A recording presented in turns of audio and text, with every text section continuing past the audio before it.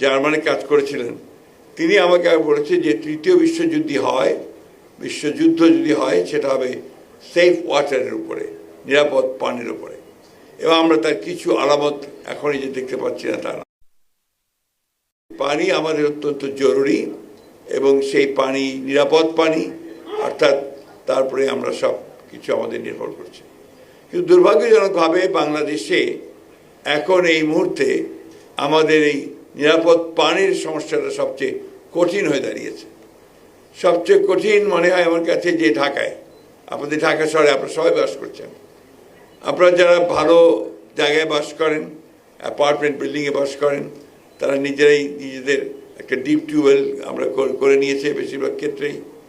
এবং কালকে আমাদের একটা একনেকের মিটিং ছিল না, পরশুদিন একনেকের একটা মিটিং ছিল, সেখানে আমাদের পুরনো ডিপ টিউবওয়েলগুলোকে পুনঃস্থাপন করা, নতুন ডিপ টিউবওয়েল স্থাপন করার বিষয়ে আলোচনা ছিল।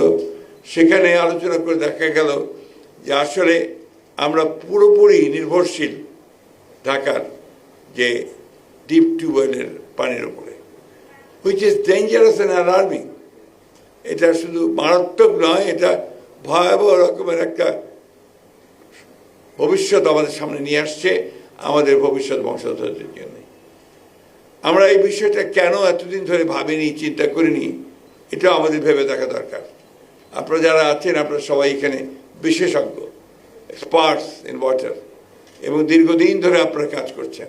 এখন আমরা সবাই চিন্তিত যে আমাদের এই ডিপ টিউবওয়েলগুলো আমাদের যে ভূগর্ভস্থ পানির লেয়ারকে একেবারেই নিচে নিয়ে চলে যাচ্ছে। তাহলে কি একদিন হবে যে হঠাৎ করে ঢাকা শহরটা ধপ করে ধসে নিচে চলে যাবে? There is every possibility. আমার সুযোগ হয়েছিল পৃথিবীর কয়েকটি দেশে বিভিন্ন কারণে বিভিন্ন সময় যাওয়ার, তো সেখানে আমি দেখেছি যে তারা সবাই সারফেস ওয়াটার ব্যবহার করছেন, সবাই ওপরের পানি, উপরস্থ যে পানি সেই পানি ব্যবহার করছেন।